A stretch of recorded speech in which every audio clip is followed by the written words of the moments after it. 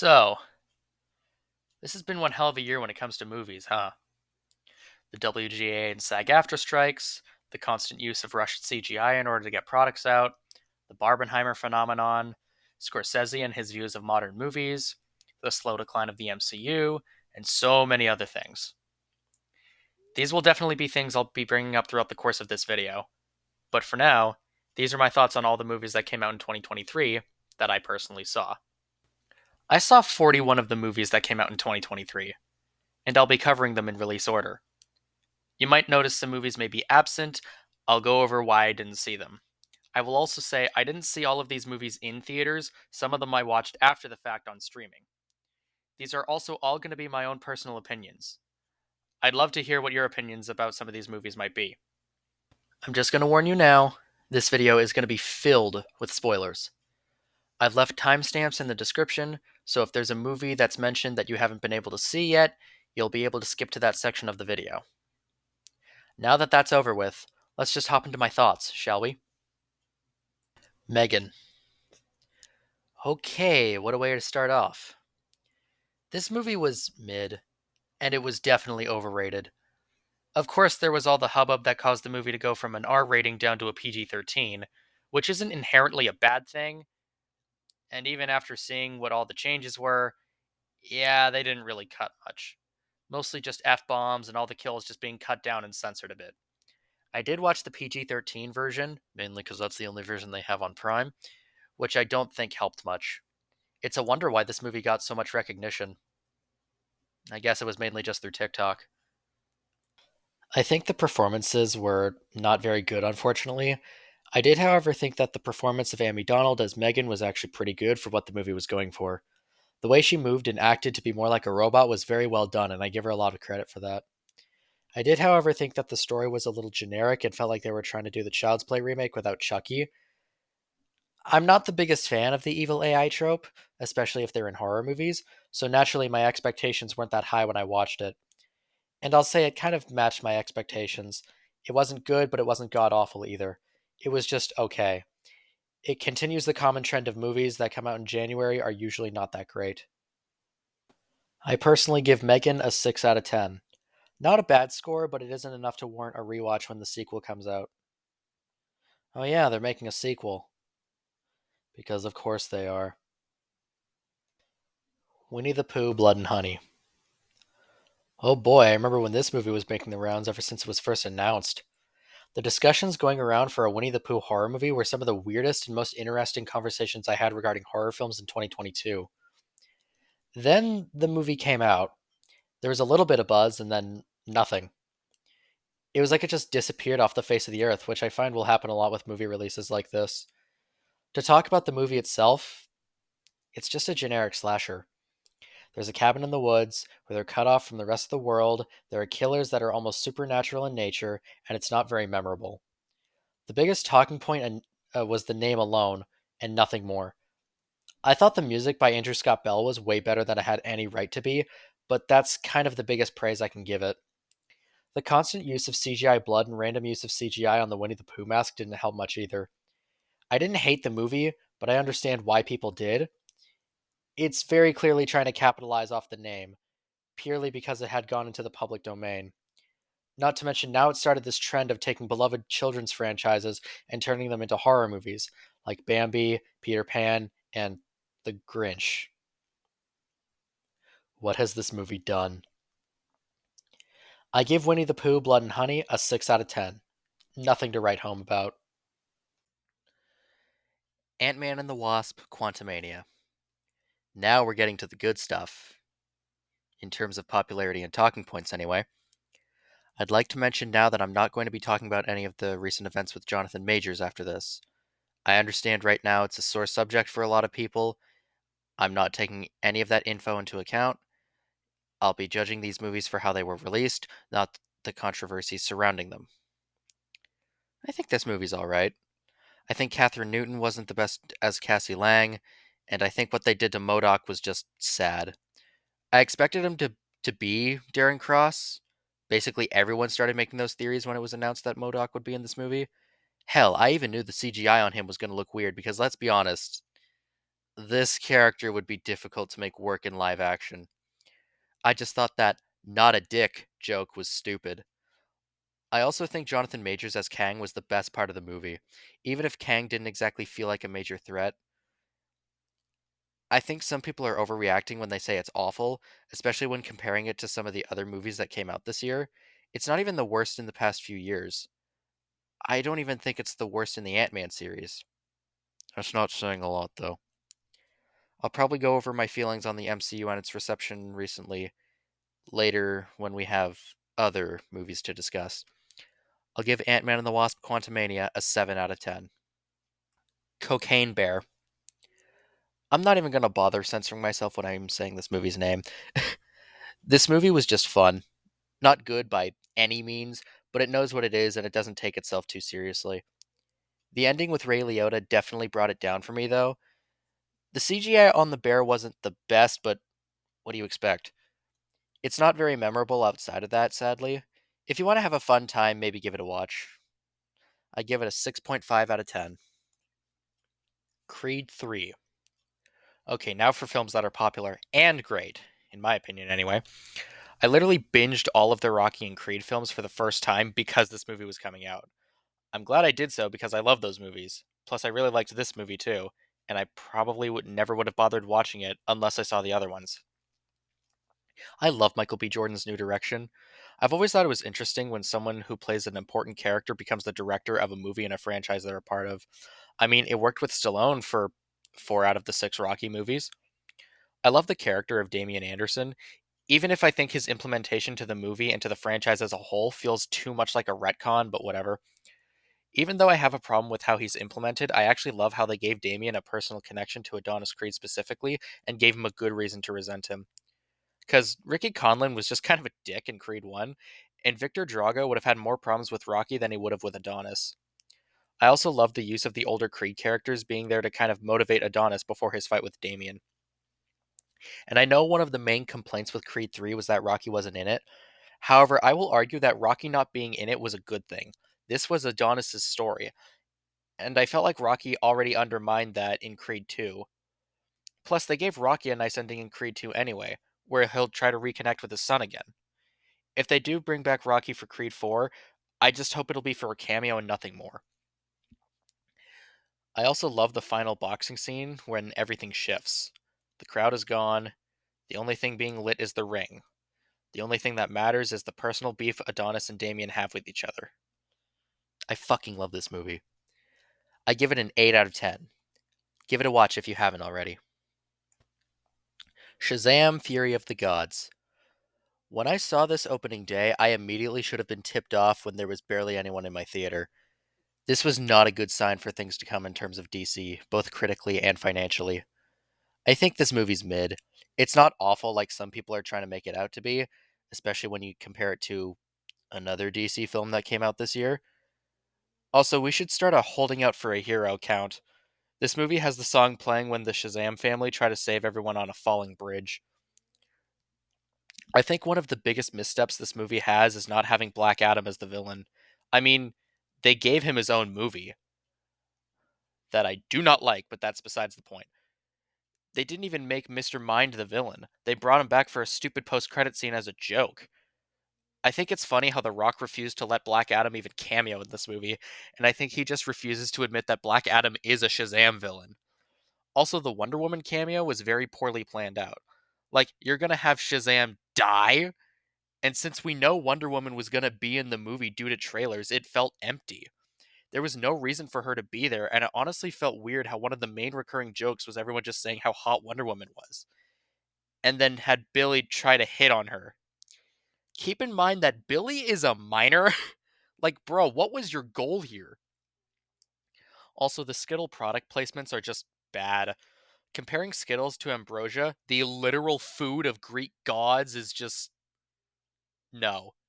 I refuse to believe that. Also saying taste the rainbow twice? Like, bro, we get it. It's not the worst comic book movie this year. Hell, it's not even the worst DC movie this year, but it's certainly not good. 6 out of 10, let's move on. Dungeons and Dragons: Honor Among Thieves. This movie is just so fun. I should say right now that I've never really played D&D, so I can't really judge it as a fan of D&D, but I had a blast with this movie. I liked how it was more comedic in tone rather than serious. I imagine they did that to try to be different to like Lord of the Rings. I thought Chris Pine was fun, and Hugh Grant was an absolute delight, even though you're not supposed to like his character. I saw this movie in a sneak preview, and I'm glad I did. It was probably one of the most packed theaters of any movie I saw this year. It's unfortunate that it underperformed at the box office, though. One of my favorite scenes was when they were trying to sneak the portal painting into the treasure vault, or the one take with Doric, where she figures out where the treasure vault is and gets chased. The CGI might be a bit iffy, but I love how it plays out. I'm not the biggest fan of Justice Smith's fake accent, though, or his character for that matter. I'll give Dungeons and Dragons Honor Among Thieves an 8 out of 10. Tetris. Who the hell decided to cook, and why the hell was it with the Tetris movie of all things? Because when you hear that there's a Tetris movie, isn't your first instinct, how the hell would they make a movie about Tetris? I don't think most people would assume that it's about how Tetris came to the US, and I'm surprised at how good it is. I actually like some of the uses of licensed music. I'm usually not the biggest fan of when licensed music is used in movies unless they do something interesting with it, or if they sort of revamp it. Like, for example, is how Shaun of the Dead uses Don't Stop Me Now by Queen, where the scene is set to the beat of the song, or how Shrek 2 used Holding Out for a Hero, where it's a cover made specifically for the movie. Speaking of Holding Out for a Hero, they actually play the song twice, so let's raise that count to 3. They play the song once in Japanese, and I'll say I think I prefer the Japanese version from Bullet Train, and they play the song again in Russian, and I love that version of the song. I also love the scene it plays over where they try to make it a car chase. I also love the visuals of the movie where it gets all pixely. Basically the best way I can describe it is it's what Pixels should have looked like. I also love how they use the final countdown, which by the way has probably one of my favorite Taron Egerton reactions ever. I'm honestly surprised this movie exists, but I'm glad it does. I'll give this movie a 7.5 out of 10. Give it a watch if you haven't already. The Super Mario Bros. Movie. I'd like to start off this by saying I like Mario. I've been playing Mario games ever since I was a kid. With that being said, I do not like this movie. Like, I'm genuinely surprised at how many people like this movie. It's one of the very few movies that I can say, yeah, I would have preferred if it was longer. It tries to do so much world building, which is very difficult because it's only 93 minutes. And they spent the first 20 or so minutes on Earth. So that leaves just over an hour in world building. I feel like this could have been solved if the movie was either longer and about the same length as Sonic the Hedgehog 2, which is about 122 minutes, or by having it so only about 10 minutes of the movie take place on Earth before the final battle. That's one of my main problems. Another problem I have is with the licensed music. The Holding Out for a Hero count is now at 4. There's one grip I have with how this song was used, though. I don't like how it was used for the training montage. It should have been used at the end when Mario saves Luigi. I also find the other uses of licensed music just obnoxious, like the Kill Bill theme, literally in like the first 3 minutes, or Take on Me during the scene showing the Jungle Kingdom, or Thunderstruck when they were building their carts. Like, no one's going to see this because there's licensed songs. They're going to see it because it's a Mario movie. I also think the voice cast is a bit off and filled with too many stars. I actually don't mind Chris Pratt as Mario. Don't get me wrong, I still don't think he should have been cast as Mario, but I do think that he's not nearly as bad as some of the other cast members here. I actually really like Charlie Day as Luigi. Jack Black fits perfectly as Bowser, in my opinion, and now we're getting to the two voices that I think just do not work. Anya Taylor-Joy as Princess Peach, and Fred Armisen as Cranky Kong. The problem I have with Anya Taylor-Joy is I know she's a good actress, she's great in Split, and she's fantastic in The Witch. But here, it sounds like she couldn't give any less of a shit, which is unfortunate. And Fred Armisen as Cranky Kong just Don't remind me. I feel like even people who like this movie would say that Fred Armisen was the worst part. The animation is beautiful though. Like, it's probably the most gorgeous out of all of Illumination's work. I also like the use of the old Koji Kondo themes, even though, don't get me wrong, I actually think they're a bit overplayed, especially since the score is done by Brian Tyler, and I actually really like his music. Like the end credits theme, when it started playing Gusty Garden Galaxy from Super Mario Galaxy, my favorite Mario game, I shed a tear. I ultimately think, however, that it's nothing but references and it doesn't do enough to appeal to general audiences as well as fans. I'll give the Mario movie a 6 out of 10. Not nearly as bad as the 1993 one, but it certainly could have been better. Air. I didn't think I was going to like this movie, but I'll say I was thoroughly surprised. I actually don't like Nike as a company, and I don't understand people who collect their shoes, but the best way I can describe this movie is it feels like a movie that was just ripped from the 80s and just released this year. I got this warm vibe while watching this movie, like I do while watching any movie from the 80s. I don't know how to describe it. I think Matt Damon's performance was really good. I also liked a lot of the other cast members, even if I think Chris Tucker was trying a little too hard to be funny. I also love that random ass speech that came out of nowhere near the end of the movie, and I love how they made it this whole thing. Like, where the hell did that come from? It does feel a little weird and out of place in the movie, but I think that was kind of the point. I'll give this a 7.5 out of 10. Probably not for everyone, but I quite enjoyed it. Renfield. Oh boy, here we go. This movie was not good. I don't like how it tries to set itself up as a sequel to the original Universal Dracula when it's completely different in tone. It barely feels like a sequel because of not only tone, but it only has one direct callback to the original, and that's when they directly recreate one of the scenes with Nicholas Hoult and Nicolas Cage instead of Dwight Fry and Bela Lugosi. I also don't like how it took an action turn when it felt so out of place, especially if it's connected to the original. I actually like Nicolas Cage as Dracula, and I think Nicholas Hoult as Renfield could be fun, but I don't like how this was the movie he was a part of. Plus, he doesn't do enough overacting to be Dwight Fry's version of Renfield. Also, I'm going to get incredibly nitpicky here and just say I do not like Aquafina's character. One, I'm just not the biggest fan of her in any movie, but the other reason is she's supposed to be the daughter of a character that was actually from the original Dracula novel. Except no, it isn't, because she's the daughter of Morris Quincy and not Quincy Morris. They swapped the names for no reason. What's even worse is they did this to the character that gets the least appreciation in movie adaptations of that original novel.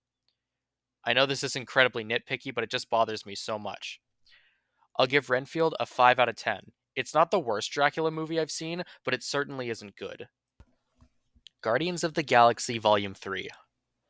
I think it's funny how this is like one of the only comic book movies that came out this year that most people like. Don't get me wrong, I do think it's good, but I don't think it's the best Guardians movie. Hell, I don't even think it's the best MCU movie post Endgame. I do think it's still a very well done movie. Like, I love how they went into Rocket's backstory, and I love how they knew when to cut to Rocket's backstory. I also love that one take fight scene. I don't think it's the best one take action scene because, Daredevil exists. The CGI is also stunning. And with the MCU recently, yeah, that's saying a lot. I also love the use of licensed music, but granted, that's kind of James Gunn's thing at this point. I mean, Peacemaker did something similar to the other Guardians movies, just with hair metal instead of, like, everything in this movie. Speaking of Peacemaker, I actually like Shikuti Iwuji, I'm sorry if I butchered that, as the High Evolutionary. I also love when he tries hamming it up, especially with this line. You must stop, for God's sake! There is no God! That's why I stepped in! One final thing. I love how one of the last scenes has Come and Get Your Love. Having one of the last scenes in this trilogy play the song that started this trilogy is just wonderful. I'll give Guardians of the Galaxy Volume 3 an 8 out of 10. Even if you stopped watching these movies either after Endgame or some other point, please watch this one. It's that good. The Little Mermaid 2023. All right, here we go. I'm just going to say this now. I do not like this movie, and I'm well aware of the controversy surrounding it. I'm just going to get this out of the way. Ariel being black is not at all why this movie sucks. If that's people's only reason as to why they hate this movie, then I wouldn't take anything else they say seriously. This movie isn't good because it's a soulless rehash of the original that's somehow almost 2.5 hours long. Seriously, the original is only 83 minutes and this one is 140 minutes, and there's not many differences. This is why I hate Disney's live action remakes, because they're just a soulless rehash of the originals and they're somehow an hour longer, and you can't really pinpoint where they filled these out. I feel like we should have learned after Aladdin, Lion King, and Mulan, and now they're still making Snow White, and I'm sure that's going to suck too. I'm hoping at this point Disney will run out of properties to remake because I'm getting fucking sick of this. And clearly, general audiences are getting sick of it too, considering this was a financial flop for Disney. I'll give this movie a 4 out of 10. I'm sick of these remakes. The Boogeyman. I actually think this movie's underappreciated. I've noticed people either think this movie's mid or that it's just flat out bad. I wouldn't call it outright bad, but I can understand why people think it's mid. I honestly don't know why I like it so much. I mean, I like the monster design, even if I think you see it just a little bit too much. I'm not about to believe that bullshit that Rob Savage said, where apparently they had to add extra time after the first time we saw the monster because everyone was screaming. If that was somehow true, I think it was more because the reveal was through a jump scare, which is notorious for being a cheap scare tactic. There are very little jump scares in film that I actually think work, and this movie definitely didn't have any of them. I actually think the story was interesting, however, you can definitely tell that it's based on a Stephen King story. I don't dislike King, to be clear, or at least the movies based on his work. I'm sad that this movie is overlooked, both in terms of horror movies but also of movies that came out this year. I'll give this movie a 7 out of 10. Underrated gem, in my opinion. Spider Man Across the Spider Verse. Holy shit. This movie is so damn good. The animation is better than the first one, easily. I already think the animation in the first one is amazing, but the oil painting spot was more than enough to convince me. I just feel bad for the VFX artists that were basically worked to the bone to get this movie out. This movie also starts off with one of my favorite types of movie openings, the ones that have almost nothing to do with the rest of the movie but still establishes enough for the journey to make more sense. That was essentially my way of saying the opening to Raiders of the Lost Ark is great. The first 20 minutes of this movie is basically its own short film and it really fucking works. Also, I love how this movie does have references, but most of the time, it's not in your face about it. Again, most of the time. I obviously love the use of Donald Glover as a version of Prowler and Spectacular Spider Man having a cameo. I honestly can't really say anything new that hasn't already been said by other people. I'll give this movie a very rare 10 out of 10. If you somehow haven't seen this movie, please do so. Transformers Rise of the Beasts. I'm sick of these fucking movies and people giving them a pass. This is the fifth of 7 live action Transformers movies that have been less than average, and people are acting like it's fantastic. I had high hopes that this movie would try to correct the sins of the previous Michael Bay Transformers more than Bumblebee did. It failed. Badly. I thought they were going to try to keep the original designs of everyone, but what the fuck is this? Or this? Or this? Okay, I actually kind of like this redesign. And at least they kept him as a Herald of Galactus. I mean, Unicron.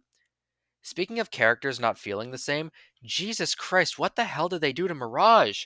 The point of Mirage is being very anti war, and in this one, he's just annoying.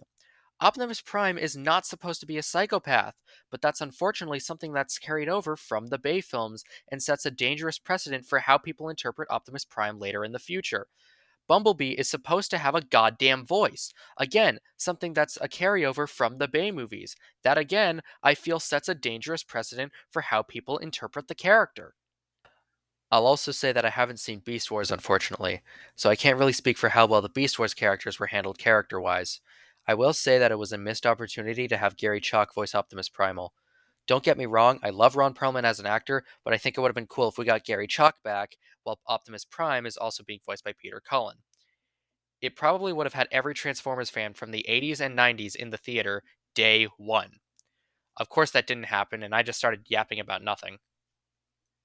I do think that the Beast Wars characters are really featured in the movie too late. Obviously, they opened on them, but after that opening, it felt like most of the movie passed before we saw Optimus Primal again. I imagine a lot of Beast Wars fans were disappointed, and I imagine the people who watched it were like, wait, it took them how long to reintroduce these guys? Especially since the movie is called Rise of the Beasts.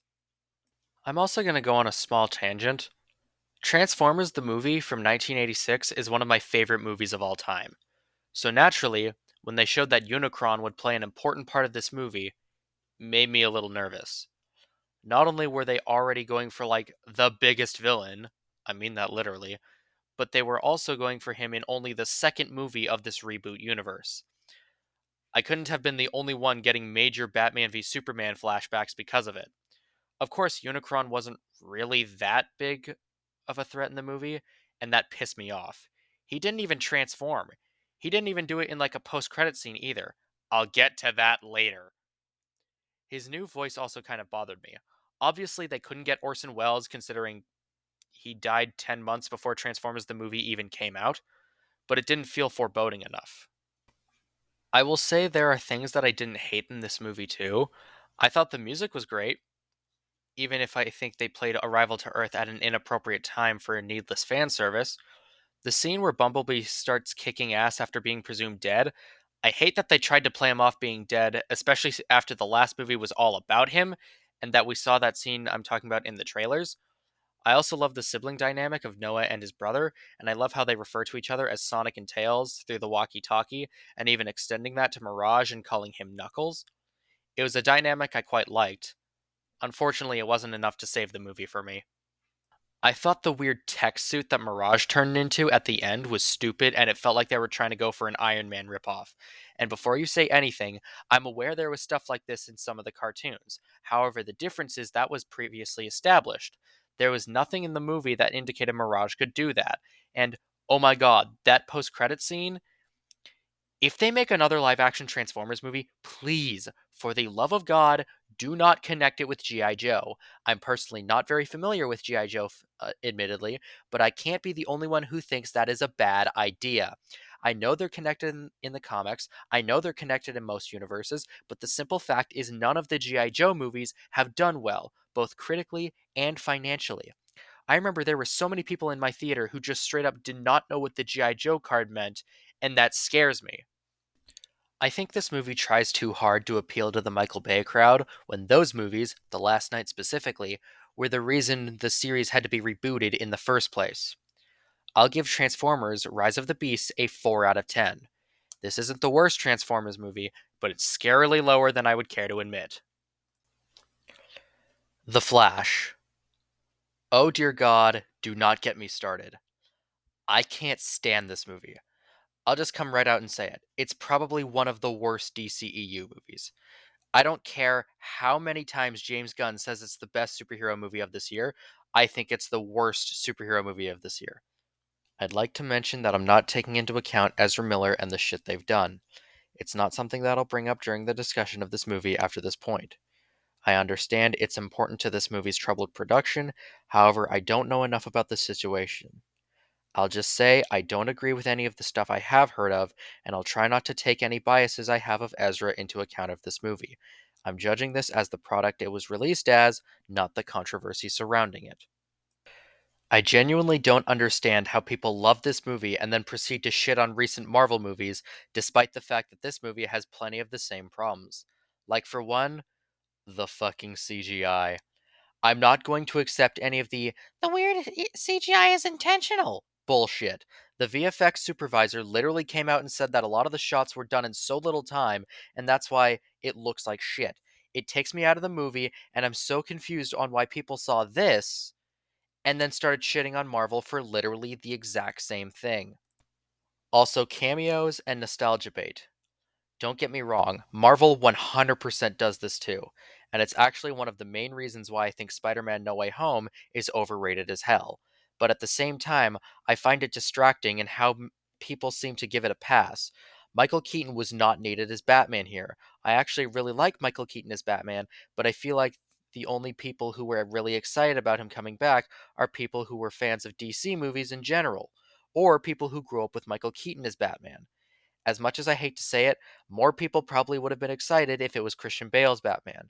And before you say that this is supposed to be Burton's Batman and not some other Batman who looks like Michael Keaton, it was revealed that the reason why Batman retired was because he killed someone.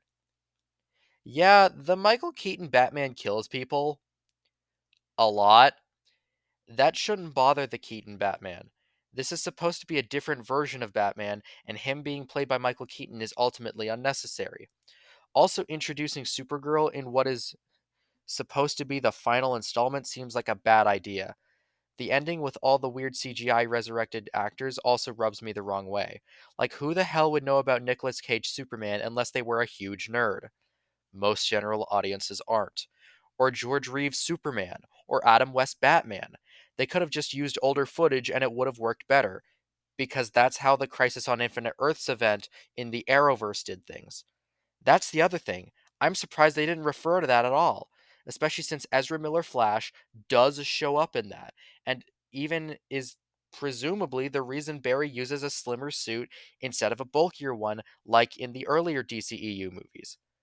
Like, not even one instance of Grant Gustin Flash? Okay then. There's so much potential in what a Flash movie could be. This wasn't it. It didn't really feel like a Flash movie, and it felt like a poor attempt to adapt the Flashpoint paradox. And what's even worse is Barry doesn't even learn his lesson by the end of the movie. He travels back in time to save his mom, but by the end, he undoes it. But still messes with the timeline and saves his dad. How do you fail that badly? Plus, because of it, they made a stupid joke with George Clooney. I'm sorry, but ending the DCEU with a Batman and Robin joke just feels wrong. And yes, I know that isn't the end of the DCEU. That would be Aquaman and the Lost Kingdom. But I haven't seen it and I don't give a shit. Plus, this was supposed to be the ending of the DCEU before it kept getting shifted around. I'm giving The Flash a 3 out of 10. I cannot stand this movie, nor can I stand its fans. Elemental. From a movie I thought was god awful to a movie that I think is just okay. I thought this movie was cute. I thought the concept was a little generic, but I love what the movie is trying to say, even if I think the message is really heavy handed, although I know the heavy handedness was needed. I also like how different elements react to each other. Speaking of which, the animation is stellar. I also kind of like the art style. The water effects look so nice and fluid, and yeah, I know Pixar had water figured out by 2003, but still, that's probably difficult for being literally made out of water. I thought the voice acting was alright. Yeah, I feel like it could have been better, but what can you do? I also think the movie also has a few weird pacing issues. The first hour felt way longer than it actually is. I'll give Elemental a 6.5 out of 10. There are definitely better Pixar movies, but this one isn't terrible. Asteroid City. This movie is so Wes Anderson, it almost feels like a parody. The cinematography is stellar as well as the blocking. The acting is that classic Wes Anderson style where everyone almost speaks in a deadpan tone. The stop motion used in the movie is also pretty good, and I love how the whole point of the movie is up to interpretation. I admit it's one of those movies that I would probably need to rewatch it to fully appreciate it, and I love movies that do that. I'll give Asteroid City a 7.5 out of 10. I should probably watch more Wes Anderson movies. Indiana Jones and the Dial of Destiny. Okay, this is going to be a tough one to tackle. This movie wasn't terrible, but it wasn't very good either. I noticed this movie seriously divided people, like a certain other Lucasfilm movie. I agree that the CGI was very poorly done, but I feel like at this point it was to be expected, unfortunately. The de-aging was fine. The main problem for me was the voice. It wasn't the weird AI nonsense of de-aged Luke from Book of Boba Fett. It was just Harrison Ford. 80-year-old Harrison Ford. when the character was supposed to be around 45 years old at that time. The disconnect from the voice and the face is quite apparent. I actually like the idea of the indie from like near the end of World War II for another adventure. The problem is, how have we never heard of this adventure? Not to mention, the de-aged Harrison Ford was one of the biggest talking points, yet it's only like the first 20 minutes. I also think this movie had a waste of so many great actors like Toby Jones, Mads Mikkelsen, and Antonio Banderas. I always imagined Mads Mikkelsen would make a great Indiana Jones villain, and I'm not exactly wrong. I just wish it was a different story or different character. Antonio Banderas was also heavily advertised to be in the movie, even though he's barely in it for like 15 minutes. I also think this movie is a tad too long. It's 142 minutes, which I don't mind, but I know some people do. And with every other Indiana Jones movie just being over 2 hours, give or take, there are a few things that I feel like they could have cut. I think it's annoying that people are trying to act like that this is another Star Wars sequel trilogy situation when the movie is mid. It's nothing to get too worked up about. I'll give Indiana Jones and the Dial of Destiny a 6.5 out of 10. This movie isn't as bad or good as people are saying it is. Insidious The Red Door. From one unnecessary sequel to another. I find it funny how every Insidious movie after the second one is completely unneeded. And what's worse is I personally think this is the better of the last few movies. I actually like how we finally return to the Lambert family instead of Elise. I've always found it interesting when an actor who plays a major character in a franchise directs a movie in that franchise. I mean, it works so well for Sylvester Stallone, Michael B. Jordan, Leonard Nimoy, and William Shatner. Oh, never mind. Patrick Wilson, who plays Josh Lambert, was the director of this movie. I don't think his direction is terrible. I think the problems are more with the script. It feels like he tries to recap the first two movies way too much, but that's kind of the problem. This is the fifth Insidious movie.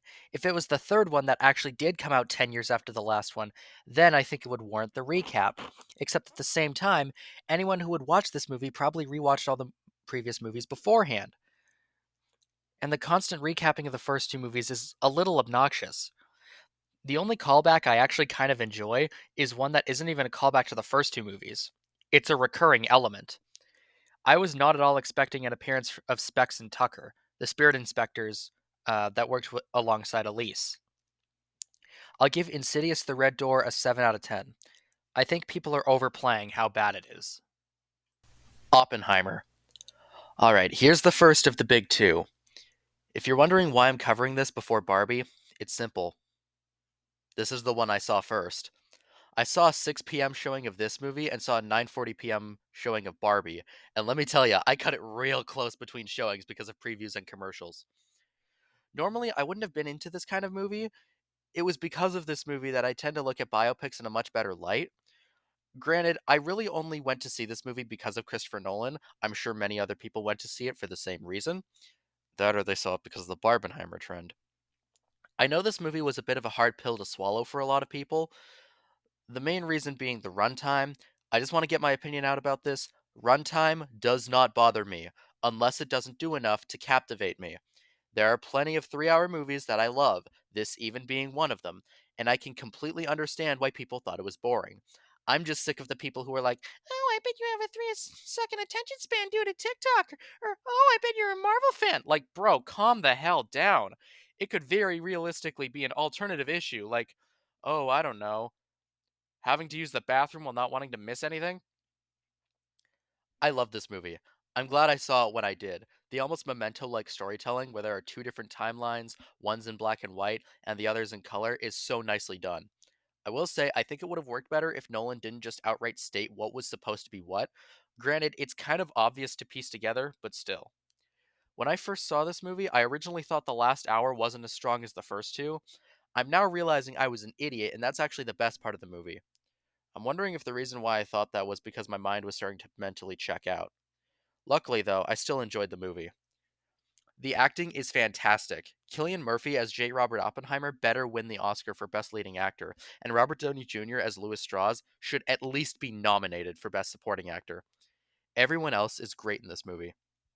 The music is just so fucking good.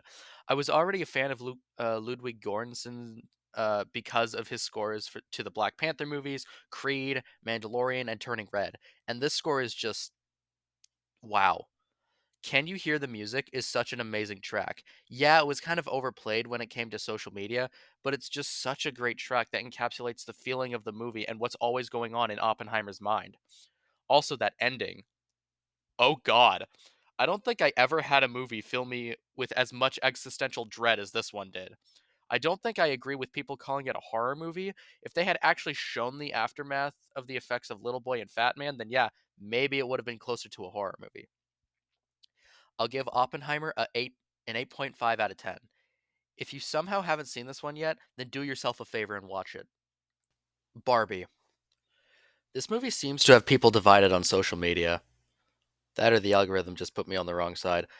I love this movie, and I think it's pretty clear that the people who don't like it for being anti-man either haven't seen it or they just blatantly ignored the message that was spoon-fed to them. This movie's message isn't subtle, and it scares me how many people still manage to miss the point. This movie isn't what a lot of people think it is. People probably saw the trailer and thought, this looks like fun. And don't get me wrong, it is, but at the same time, it says a lot about what's wrong with our society today. And I'm not just talking about the patriarchy. I think a lot of people just took it at face value and didn't realize the nuance.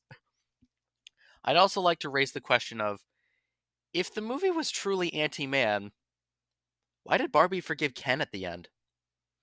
If it was truly anti-man, then Ken would have just straight up been the villain, but he wasn't.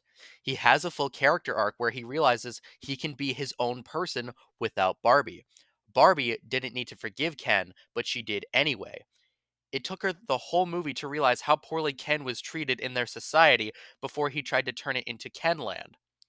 I feel like the reason a lot of people have a problem with this movie is they may have felt the movie called them out, which it definitely does. It definitely tackles toxic masculinity, but it also targets toxic feminism as well. I didn't expect the fucking Barbie movie of all things to have stuff like this, but then again, it is a Greta Gerwig movie, and from what I understand, her movies have stuff like that. It genuinely scares me on how many people don't like Barbie for all of the wrong reasons. Now, with my rant out of the way, what were my thoughts? Oh my god, I love this movie. I love the set design. I love the costumes, the references to oldie Barbie dolls that exist, and I love a lot of the performances. I know Ryan Gosling as Ken was the main highlight, even when the movie wasn't even out. He did kind of steal the show and was definitely one of my favorite characters. The dance scene near the beginning was also really fun. The ending made me sob. Alan is one of, if not the best character in the entire movie. America Ferrera's speech was really good. There was so much I could say about this movie, but I have to move on. I'll give Barbie an 8 out of 10. If you haven't seen this one, I absolutely recommend it. Don't listen to all the incel dude bros trying to convince you it's trash. Talk to me. This movie was good, but I think it's super overrated. I don't think it's the best horror movie that came out this year, out of the ones I've seen anyway. I think the story is very well done, the concept is interesting, the acting is really good, the music was fine. It felt like a Joseph Bashara score. I'm not the biggest fan of his music. I think this message was pretty heavy-handed, but well, what can you do? I give Talk to Me a 7 out of 10. The Haunted Mansion 2023. This movie was not good. I haven't seen the original with Eddie Murphy, so I'm basing this off as its own thing. I don't think a lot of the comedy works. I think the story is a bit too generic. The acting isn't that good. Except for Lakeith Stanfield. He puts in a way better performance than he needed to. His character was also the most compelling thing and has the most interesting backstory. I also think releasing this in July instead of October was a terrible idea. Not to mention, they just dumped it onto Disney Plus in October anyway. I'll give The Haunted Mansion 2023 a 5 out of 10. Teenage Mutant Ninja Turtles Mutant Mayhem. I love this movie.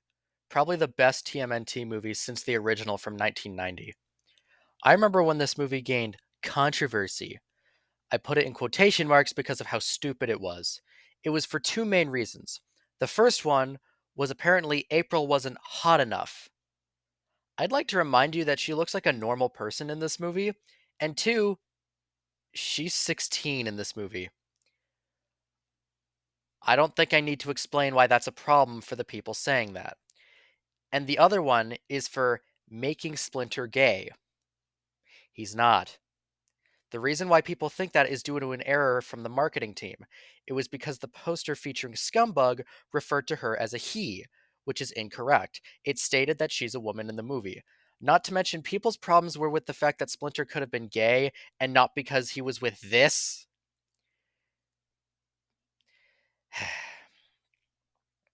The animation is also beautiful. I love the almost art book like art style, and I'm hoping this, along with the Spider Verse movies, show how 3D animation can be done. I'm looking at you, Disney and Illumination.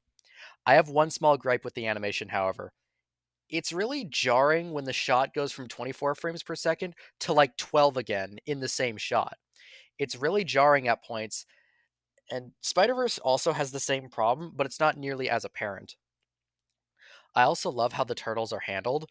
They're very inexperienced when it comes to this kind of stuff, and that makes sense. If they're just starting out, they're probably not going to be the best at what they do. There was, however, one shot that I loved. It's the hallway shot that keeps cutting to all the different turtles in different locations, but it looks like it's one continuous shot. It's really hard to explain, but it looks really cool. I love this movie, and I hope it gets more recognition because I haven't seen many people talking about it. I'll give Teenage Mutant Ninja Turtles Mutant Mayhem a 7.5 out of 10. Give this one a watch for the animation alone. The Last Voyage of the Demeter. When you compare this movie to Renfield, it's a goddamn masterpiece. On its own, however, not so much. It wasn't terrible, but there's a reason why this part of the original Dracula book is glossed over. I also kind of have a problem with Dracula's design in this movie because it gives me 1992 Dracula vibes, except it somehow looks worse. The music was pretty good, but then again, it's a Bear McCreary score. I also thought the acting was really good. Remember how the first trailer had Bullet with Butterfly Wings as the song? Probably because the first line is, "The world is a vampire." If you want to see this part of the book done really well as a feature length thing, I recommend the 2020 Dracula miniseries on Netflix. The second episode is entirely dedicated to this part of the book, and it's so much better. I'll give The Last Voyage of the Demeter a 6.5 out of 10. Blue Beetle. I remember when this movie was first announced, I was super excited for it. When it was announced that it would be a streaming only movie, I was a little disappointed but still excited. Then it was announced that it actually would get a theatrical release, and I was super excited again. This movie was actually one of my most anticipated movies of 2023, and I hate to say it, but it was only okay. I was disappointed when I first saw it, and it saddens me that people love it. Have we really been deprived of good DC content for so long that this is when we start saying it's good again? This movie suffers from some really weird pacing issues. The first hour feels way too slow, and the second hour feels like it moves way too fast. I'll give Blue Beetle a 6 out of 10. A Haunting in Venice. The third in the Agatha Christie series by Kenneth Branagh. I think this one might actually be my favorite in the trilogy. I'm a sucker for gothic horror, so I guess that explains why I like this one so much. The acting was pretty good, I thought the music was alright, and the story was really interesting. I'll give this one a 7.5 out of 10. Give it a watch. You don't even have to watch the previous movies in the series for this one to make sense. It works perfectly fine on its own. No One Will Save You. This movie was interesting. I thought the idea of a home invasion movie but with aliens was kind of cool, but little did I actually know. I think the alien designs are a bit too generic. I also think that some of the aliens were taken down just a bit too easily at points. I love how there is very little dialogue. It shows how a good story can be told with little to no words. You can kind of piece together what's going on in Bryn's mind. The idea of isolation is scary in a horror film. Not being able to go to anyone is for help is a terrifying concept. I mean, the movie is literally called No One Will Save You. But the way they did it in this movie definitely threw me off guard. I'll give No One Will Save You a 7 out of 10. Dumb Money. I liked this movie way more than I thought I would. I thought the story was pretty interesting. I also think the acting was pretty good. I feel like this is one of those movies where you would say, "Wait, they made a movie about that?" But it's weirdly good. There's one thing I have with this movie, and it was a similar thing I had with The Wolf of Wall Street. They're both movies about stocks in some way. Well, that's just it. I don't know shit about stocks. I admit that's more my own problem rather than the film's. It's just one of those things where I was pretty lost during a lot of it. I mean, I still enjoyed it, so it's not like it hampered much of the experience. I'll give Dumb Money an 8 out of 10. The Creator. Oh, I just know I'm going to get some shit for this one. I want to preface this by saying I do not like Gareth Edwards' movies.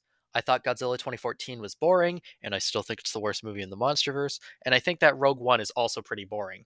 By the end of it, I feel like I wasted my time. So, with that being said, I didn't like this movie either. It honestly sucks that this is the state of 100% original filmmaking. There are definitely other truly original films, and what I mean by that is it's not based on any IPs, and it's not based on any books or on any real events. However, this one is probably getting the most recognition because it was the most expensive uh, original movie that came out this year at $80 million. I'll just say that this movie doesn't look like it had a budget of only $80 million. It looks like it has the budget of at least $150 million. It's visually stunning, and that's where it succeeds. Gareth Edwards is great with visuals, but with characters and story, not so much. I liked what the movie was trying to go for, but the story itself didn't captivate me. The acting, though, was fantastic. Uh, Madeline Una Voiles, who plays Alfie in the movie, does a fantastic job, which I find is very rare for a child actor. I give The Creator a 4.5 out of 10. I'm just disappointed in this movie, and I wish it were better. Saw X, or Saw 10, because that makes way more sense. This might be the best Saw movie since Saw 2. I admit I'm actually a Saw fan, and I think most of the Saw movies after the second one are okay at best. This was a nice change of pace, because normally a Saw movie has two plots: the cop slash soap opera plot and the trap plot. Spiral, which was the last Saw movie before this one, tries to make the cop plot the only plot. It didn't really work, and most people agree that it's the worst Saw movie. This one focuses on the trap plot, and it really works. I love how much insight is shown on John Kramer as a person. It's honestly weird that John Kramer has never been the main character in a Saw movie, despite the fact he's Jigsaw. And it's honestly so interesting. Speaking of which, Tobin Bell as John Kramer in the movie is honestly fucking amazing. Like everyone else is okay at best, and yet Tobin Bell is giving, in my opinion, an Oscar worthy performance. I legitimately think Tobin Bell should be at least nominated for an Oscar. But if I know anything about the Oscars, it'll probably be overlooked because the Oscars mostly don't give a shit about horror movies. The traps are also very well done. The practical effects are amazing. My main two are Valentina's trap and Mateo's trap. They were very hard to watch and very disgusting, which fits these movies perfectly. Charlie Clouser's score for this movie is also amazing.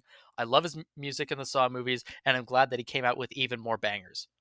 I'll give Saw X, or Saw 10, a 7.5 out of 10. Totally Killer. God, this movie's so fucking dumb. The plot is absurd, the acting isn't very good, you can tell what the plot twist was a mile away, the music was alright. I'll give this movie a 2.5 out of 10. I genuinely don't have anything else to say about this movie. Don't watch it. The Exorcist Believer. This movie was very clearly just made for the money, but with what they gave us, I don't think it's awful. I notice after this movie, though, people are trying to call David Gordon Green the worst director of all time, and something I find really funny is they're saying this after his Halloween trilogy. I admit I've only seen the first in that trilogy, but I can't imagine that those movies are any worse than the likes of Halloween 5, 6, Resurrection, and Halloween 2, the one from 2009. I think the first hour or so is actually pretty good, but then ironically, it had to be an Exorcist sequel. I feel like the best way to go about this would have been to have it clear that it takes place in the same universe, but without any of the actual characters being involved, especially since the way they utilize Chris McNeil almost feels disrespectful. They literally brought her back for like 10 minutes before permanently taking out her eyes. Not to mention, the way this movie makes callbacks kind of sucks, especially with how they mention Father Karras and Father Merrin and turn it into a fucking joke about the patriarchy. Motherfucker, they literally died to make sure your daughter was safe. Are you fucking kidding me? Also, this movie felt too preachy. I know that's ironic, considering the series is literally called The Exorcist, but I don't know. It seemed a little too egregious in this movie. The Linda Blair cameo at the end was also not needed, in my opinion, and was also way too predictable. Literally, the first thing I said to the friend I went to see this movie with was, they should have saved Linda Blair for the sequel. And that's another problem I have. They have the intentions of making a full trilogy, but pulled a Final Fantasy XIII and made the first one so poorly that people don't even want the next two. I'm hoping in The Exorcist Deceiver and whatever the third one will be called, that they learn from their mistakes on this movie. I'm sure I, along with a few other people, will say the first one being, don't hire David Gordon Green again. It felt like he didn't really have a vision for this movie and only joined for the money, which I honestly don't blame him for. Editor's note. I wrote this script before it was announced that not only was The Exorcist Deceiver delayed, but also that David Gordon Green would not be coming back. So, yeah.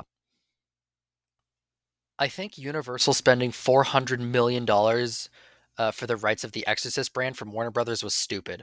I'm not the first one to think that, especially when you give it to a Blumhouse, a studio notorious for making horror movies on the cheap. Yes, The Exorcist Believer is the highest budget Blumhouse movie at $30 million. And yes, it was able to make its money back and then some. But spending that much was a terrible idea. Not to mention, it was very clear that Warner Brothers didn't seem to give a shit about it, especially since it seems like Universal tried to do this for a 50th anniversary release. I feel like if Warner Brothers had a plan to celebrate the 50th anniversary of The Exorcist with a movie, they would have already had it in motion by then. Universal sometimes baffles me with its decision making. But then again, Warner Brothers Discovery is just a huge shit show right now, so I guess that's not saying much. I'll give The Exorcist Believer a 7 out of 10. Not the garbage people claim it is, but it's not that good either. Killers of the Flower Moon. I want to preface this by saying I'm not the biggest fan of Scorsese's movies. Not to say that they're bad, they're just not my thing. So when I say I think this movie's overhyped, I 100% mean it. I think people are just overhyping this movie purely because it's made by Scorsese. And I feel like you could say the same about Nolan, and I fully admit that. I just can't stand the fans of Scorsese that say stuff like, if you don't like his movies, you're clearly not a fan of real cinema. Like, bro, stop trying to gatekeep cinema because Scorsese said that's what he deems cinema. That's another thing. I don't think his views of what cinema is what people should adopt. To me, cinema has been more about the experience you have in the theater and not the type of movie you're watching. The experience of being in a theater with other people, with your popcorn and drink, all absorbing what's happening on the screen at the same time. And just because something's made by Marvel doesn't mean it's not cinema. Now that I'm done with my little Scorsese rant, let me get into the actual movie. That's what I'm supposed to be talking about anyway, right? The acting is phenomenal. If Lily Gladstone doesn't win the Oscar for Best Supporting Actress, then I'm going to fucking riot. Leonardo DiCaprio is also pretty good, even if I hate the accent that he has throughout the entire movie. And everyone else involved have a lot of great performances. The music was also pretty good. Now for my main criticism.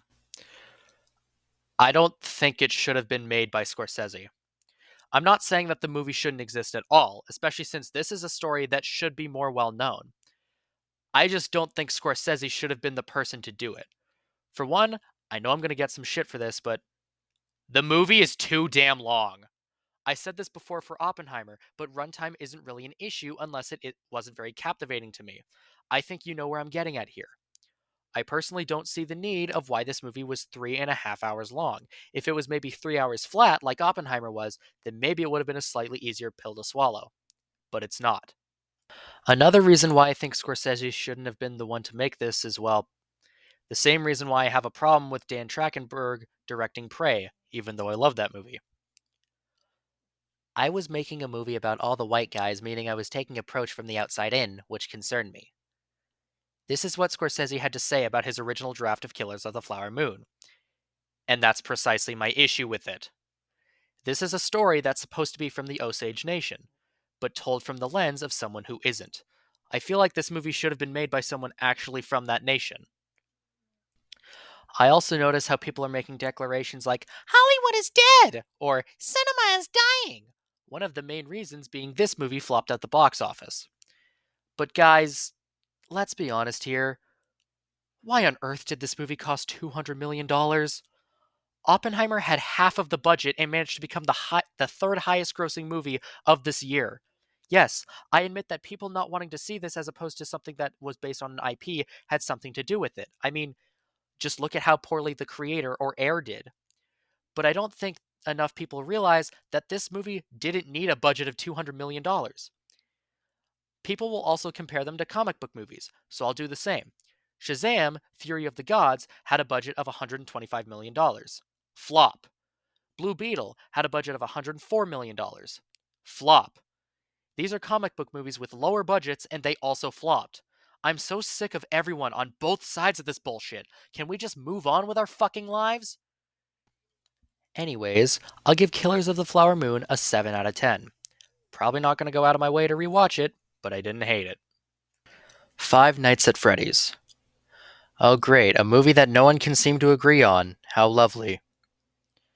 I don't hate this movie. I also don't love it either. I admit I'm a casual fan of the Five Nights at Freddy's games. I've played the first three up until night 6, then I kind of stopped. So I'm not about to go all game theory on and how I think this movie ties in with all the established lore. I don't care about that. I want to talk about how I thought of it as a movie and as a casual fan of the games. I admit that it was a little disappointing to see this movie get a PG-13, but I honestly should have expected it. This series has always been aimed at younger audiences. I'm sure a lot of people, like myself, even grew up with it.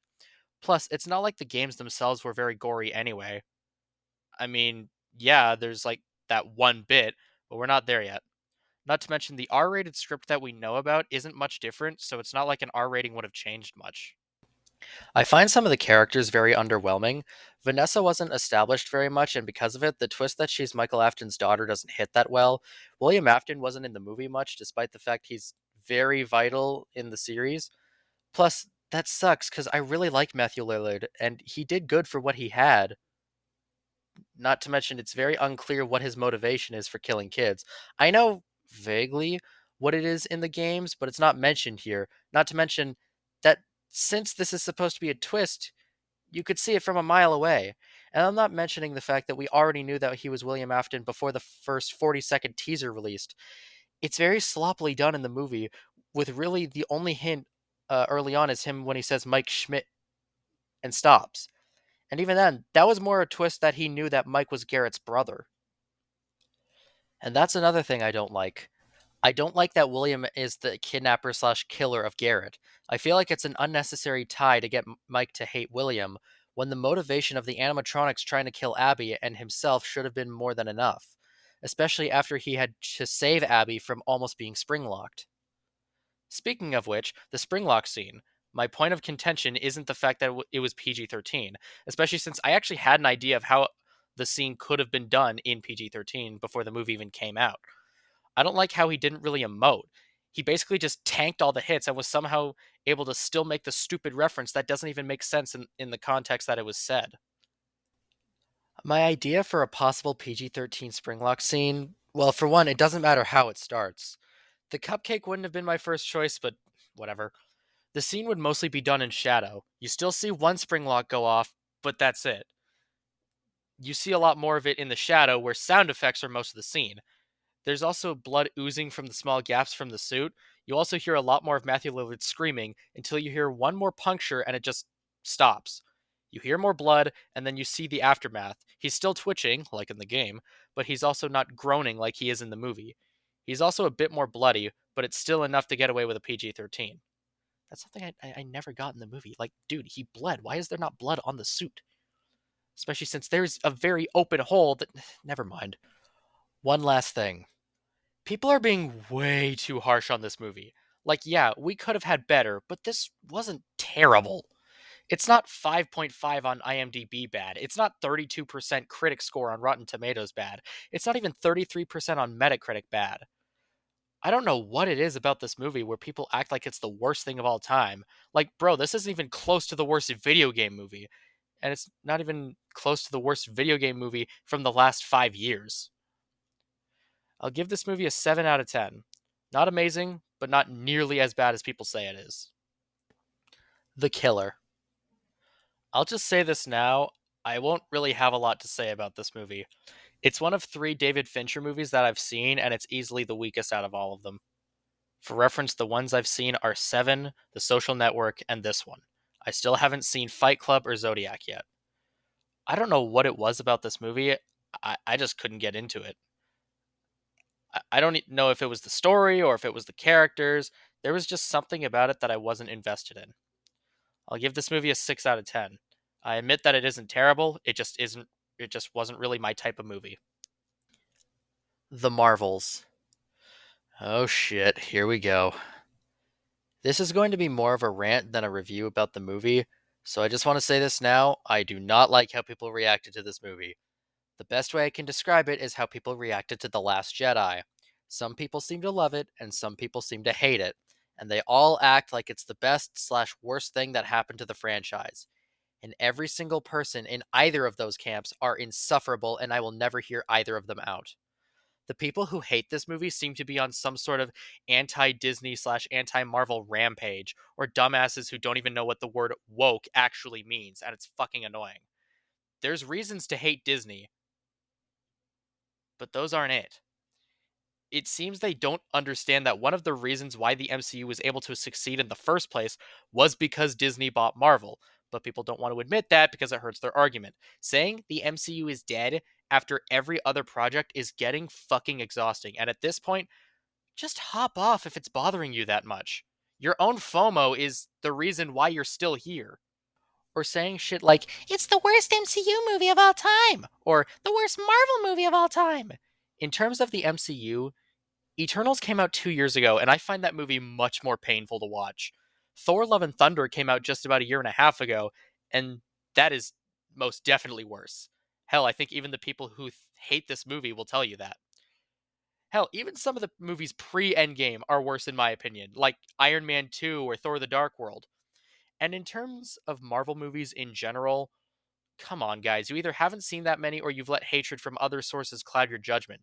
Movies like Howard the Duck, Daredevil from 2003, Elektra, Hulk from 2003, Ghost Rider, X-Men Origins Wolverine, The Amazing Spider-Man 2, Fan Four Stick, Venom, X-Men Dark Phoenix, The New Mutants, and Morbius are far worse. I'd rather watch this than any of those again. And for the people that have an undying love for this movie, you need to open your eyes and not be blinded by your love of the MCU. This isn't the best MCU movie. This isn't the best MCU movie since Endgame. Hell, this isn't even the best MCU movie of 2023. This movie still has problems like every other movie, and it pains me that you can't seem to see that. You are also the problem, not just the people who hate this movie. To bring it back to my Last Jedi comparison, I feel like I'm one of the very few people who think it's just okay and think both sides of this argument are insufferable and need to shut the fuck up. This movie is not that bad, you didn't even give it a chance, and you're still not. This movie is not that good. You need to take off those rose-tinted glasses. Now to actually talk about the movie. Sorry for that long rant, I just wanted to get that off my chest. It's mid. Hell, I'd go as far as to say it's the most mid movie I've ever seen in my life. I didn't hate it per se, but I can't say I walked out enjoying it. I feel like this movie relies on the other MCU movies far too much, and it can feel alienating to other people who haven't seen all of the MCU. The friend I went to go see this with, for example, hadn't seen many of the other MCU projects, so naturally, they were very confused during the ending with Kate Bishop.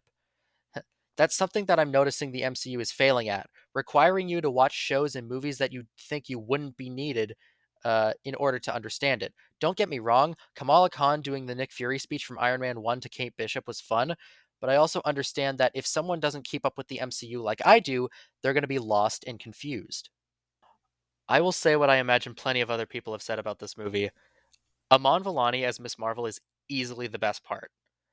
I still find Brie Larson in this role, however, off. I don't know, there's just something off about her performance in both Captain Marvel movies, and considering she's a pretty good actress, I'm going to assume it's some sort of combination between her being miscast and bad direction. I also feel like there wasn't enough development for Monica Rambeau in this movie. Most of her development was in WandaVision. I can't be the only one that thinks that's weird, right? She's one of the main characters in this movie, and most of her character was established in a TV show that not everyone's been guaranteed to watch. Thus, in doing so, makes her sacrifice at the end underwhelming. It feels unwarranted. We don't have enough of this character to truly feel sad that she'll be stuck in another dimension. Plus, we know she isn't going to die because this is the multiverse saga. The fact that the best part of the movie was a post credit scene with weird CGI Beast is honestly just sad. I really hope Beast doesn't look like that in the future. Hell, you even got Kelsey Grammer to voice him, so why not just try to have the look Kelsey Grammer had in the Fox X-Men movies? I also think a highlight was the Flurkin scene for just how stupid it was. Like, yeah, it was entertaining, but stupid. Granted, I love movies that can just be dumb fun, and since this is Marvel, it can definitely have dumb, lighthearted fun, so I'll give it a pass. I'll give the Marvels a 5.5 out of 10. I genuinely don't want to hear any more of your bullshit about the Marvels anymore. Keep that shit on Twitter where it belongs. I'm not calling it X. The Hunger Games: The Ballad of Songbirds and Snakes. God, that's such a mouthful of a title. I'm not the biggest fan of the Hunger Games franchise, so I can't really look at this as a Hunger Games fan, especially since I only just watched the earlier movies for the first time, like right before I saw this one.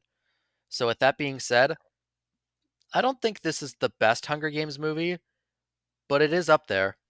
I thought having more of an in depth look of Coriolanus Snow was interesting. I'm also glad that it didn't ruin his character. It did exactly what a prequel should do. It expands his character. We have more insight on why he thinks a certain way and why the rebellion was such a big deal for him. I will say that Rachel Zegler's weird southern accent throughout the movie was, well, weird. Her singing was great though, but the accent kept throwing me off. I'll give this movie a 7 out of 10. I probably won't go out of my way to rewatch it, but I didn't hate it. Godzilla minus one. Finally, we've reached the end of these movies. And it's for me to say, this is my favorite Godzilla movie. Period. And it's also easily my favorite movie of 2023. I had heard that this movie was good. It took me a little bit to see it, but when I went in, I expected a good emotional story. And I definitely got that. And then some. I was not expecting to walk out of the theater not only pleased with the final product, but hoping that this movie would be some kind of wake up call to Hollywood like everyone else wants it to be. I can't emphasize how much I loved this movie. I loved the characters. This is one of the very few Godzilla movies that actually made me care about the human characters. And that is one of its biggest strengths. They knew that pushing away the human characters is not how to get the audience to care. It's ultimately the human aspects that they'll care about, because it's easier to relate to a human than a giant monster, especially in a movie like this where the monster is, well, a monster. The characters are amazing and all have their own unique personalities that are easy to fall in love with. Koichi Shikishima is such a good character. Seeing how PTSD from World War II as well as survivor's guilt can truly impact a person is displayed so well here. Noriko being an almost love interest for Koichi and also caring for their daughter, who is actually the daughter of one of the soldiers that Koichi couldn't save, was really well done.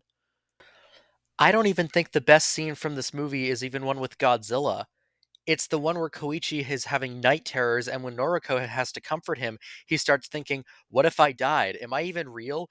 And it's this heartbreaking scene. It's so beautifully acted, and I can't even put into words how much I love it. This movie moved me, man. I love it when a movie can make me cry. I love it when a movie can make me feel the emotions I did while watching this. The scene where Godzilla charges up his nuclear breath and unleashes it, man. Noriko sacrificing herself for Koichi so he could still look after their child was already heartbreaking. But it's right afterwards when she asks where her mom is, and no one says she's dead. They say she's went off to business and won't be back for a while.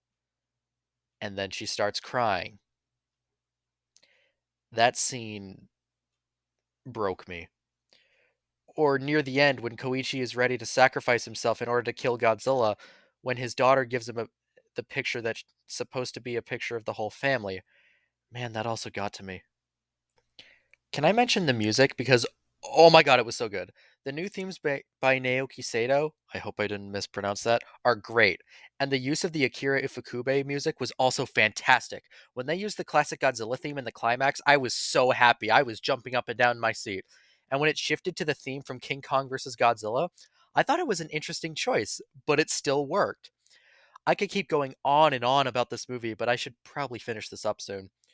I'll give Godzilla Minus One a 10 out of 10. If you haven't seen it already, please do. As a fun little bonus, I thought that I should go over what my overall ranking of these movies would be. 41, Totally Killer. 40, The Flash. 39, The Little Mermaid 2023. 38, Transformers Rise of the Beasts. 37, The Creator. 36, Renfield.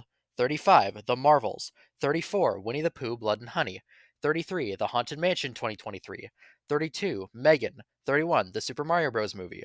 30, The Killer. 29, Shazam Fury of the Gods. 28, Blue Beetle. 27, Cocaine Bear. 26, Indiana Jones and the Dial of Destiny. 25, Elemental.